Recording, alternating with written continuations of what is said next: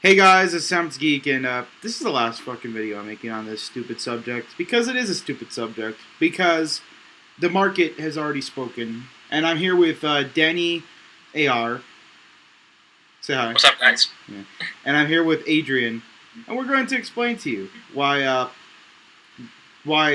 our point stands. So I think Danny, you should start off with that stockholder point because that's like one of the best points ever.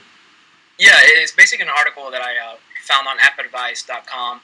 Basically, an article that Bloomberg was releasing and talking about Nintendo investors, that they're pushing the company to give up exclusive distributing rights for their main games. They want Nintendo to look into releasing a lot of their first-party games on iOS. And as you mentioned earlier, we're discussing it on how they're already kind of testing the waters with a Pokemon Move game, kind of like A a rhythm, quick little yeah, a little rhythm game. Pokemon, yeah, like a rhythm game. Pokemon Say Tap. It's already on the iTunes. It's already on the Japanese iTunes store.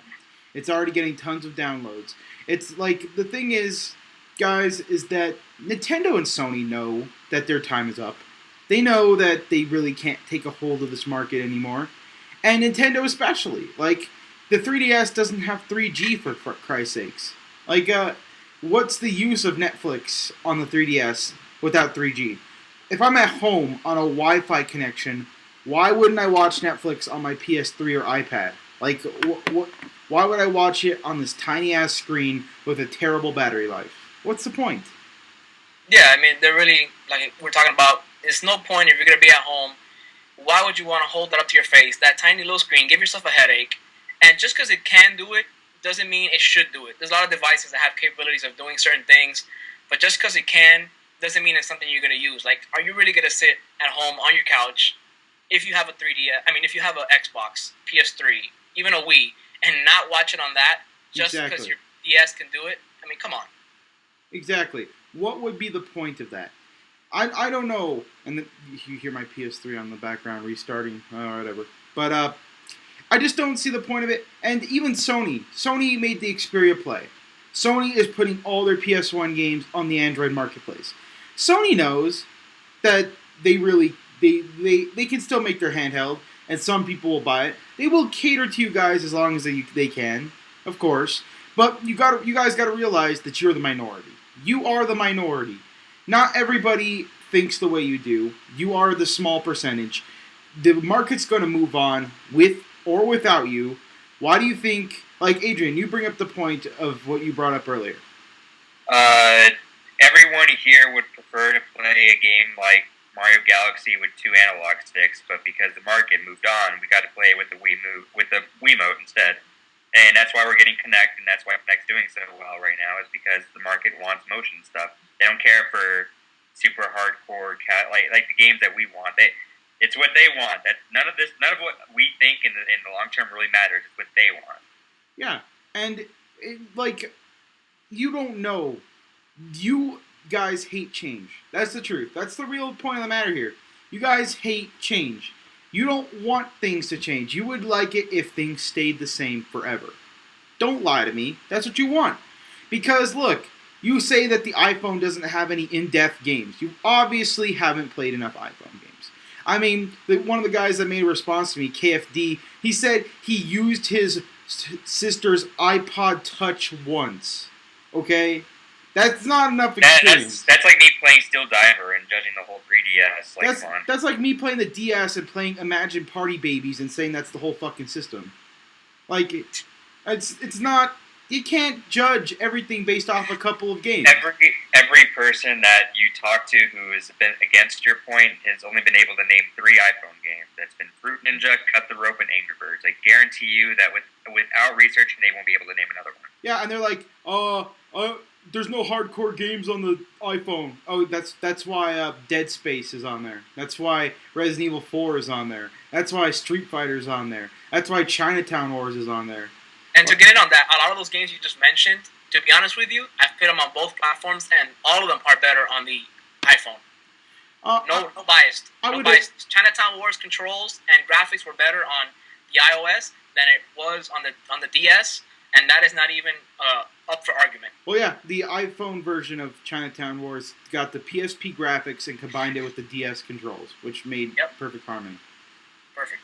So yeah, I have more applications, more games on my iPhone right now, one page, than I'd rather play than any game on the 3DS out right now. Yeah. And that's how much I talk on. You gotta remember about Chinatown Wars, it's also cheaper too. You can buy it. It was like last week. It was $3. Yeah, let's talk about price here for a minute. Penny Arcade bring up this point, and I think it's the most amazing point ever. You buy your one game for $40. I'll buy 40 games on my phone. Let's see who has more fun.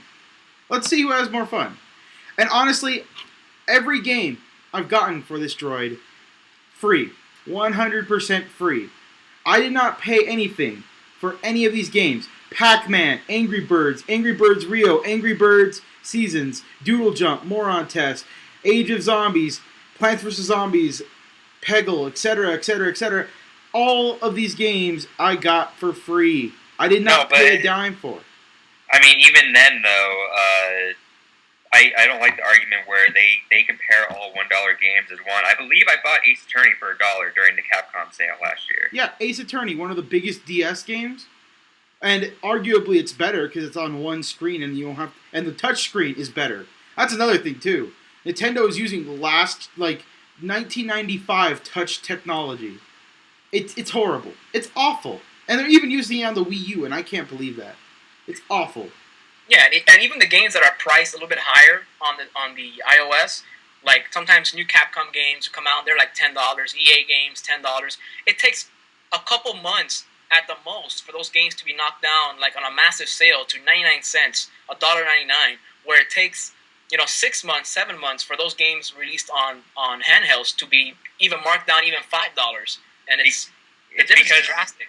Yeah, because the market has a lot more voice in the App Store because you can read reviews right out there, and if the reviews aren't good, then a person will quick change a price or update the game. You also get a bunch of updates, like people update their games a lot. Exactly, and if you ask Valve says the same thing about Steam. Valve is successful in the PC gaming market, which not a lot of people are, because they know how to fluctuate their prices. And that will eventually become the norm. And if Nintendo and Sony cannot adapt to that norm, they're not going to even be competitive in the iPhone with the iPhone and the Android marketplace. Yeah, that and the cost of manufacturing. People got to realize these companies are in it to make money, and the cost of manufacturing a disc or a cartridge and a casing and shipping it to retailers is way more expensive than just releasing it in an app store, whether it be Android or iOS, and people just downloading it straight from there and not having to mass manufacture cartridges or discs. Exactly. One person told me that companies would never give up charging $40 for a game. EA has said that the iPad alone, not the iPhone, not the Android, is their most profitable and largest growing market. But they also, you got to realize that they also love that they get spotlights. When last year during the huge EA sale, all of their games were on the top 25 list. Battlefield was number one. Was the biggest game on the iPhone because it was $1. They basically EA just had one giant marketing ploy on the iPhone for a whole month. Exactly. Yeah, I remember that. That they had like Madden discounted, NBA Live, Dead Space, FIFA. Yeah, everything was like $1. Yeah, and they got.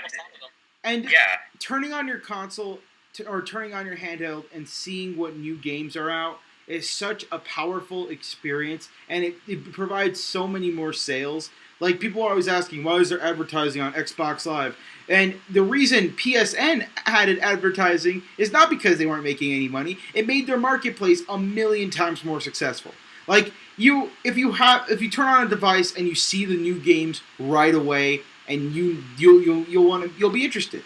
That's just how it works. That's how the human brain works. Oh, I could get this now. Yeah. Not everybody has a Walmart or GameStop or Best Buy around the corner from them and don't have to get in their car, drive 25 miles to buy a game. I'd rather just sit at home, turn on my iPad or my iPhone or Android device, see what's new, what's hot, and just download it for 99 cents or even free. Well, it doesn't even have to be that. I mean, I could be talking to Sam. He can mention, oh, hey, look, there's this cool app out there. I could seriously pull out my phone right then and there and download a game. Yeah, read some reviews on it. Even most of these games have free trials. Like, what kind of games on the DS or any handheld will offer you a free trial on a game before you buy it? And look at let's look at one important factor here. An indie developer, or any developer for that matter, has a much more higher chance of success on the iPhone. Because if people look at an app, it's $1. Fuck it. Fuck it. They'll download tons of apps just because it's $1. They don't care. Oh no, $1. The market's really watered down in there. It'd be hard for a lot of people to get up, but seriously, if you make a quality product on the iPhone and you're an indie person, you can get up there. It's not impossible. Look at it this way: a song on iTunes costs more than a game on iTunes. Like you can't. It's more expensive to buy a song for $1.29 than a game for $1. Yeah, and just like games like you mentioned earlier, like games like Fruit Ninja, stuff like that. That's not the first game to transition over from a handheld or from an iOS to a console. Now they just released, the Fruit Ninja now on the Xbox, Live Arcade. Peggle, I think, is available on the PSN network. So these developers are seeing that iOS is a huge stepping stone to bigger things, and you don't see that happening with handheld gaming as far as like DS or 3DS. You don't see any portable games transitioning to the console market. You see a couple like Half Minute Hero, but yeah, you see a few here and there.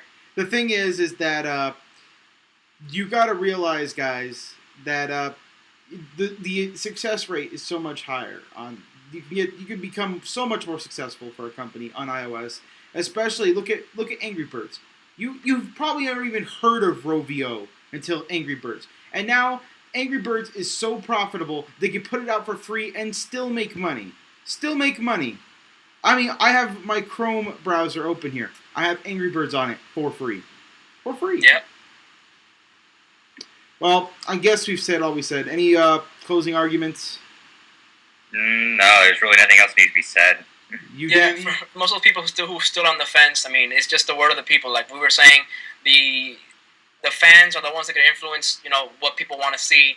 And check out the article. It's a good article. It's on appadvice.com. Read it yourselves for those who really don't want to believe it. And it shows you how much a rumor that was about iOS, getting Pokemon games moves Nintendo stock up more than it ever had in 4 months. Just a rumor alone.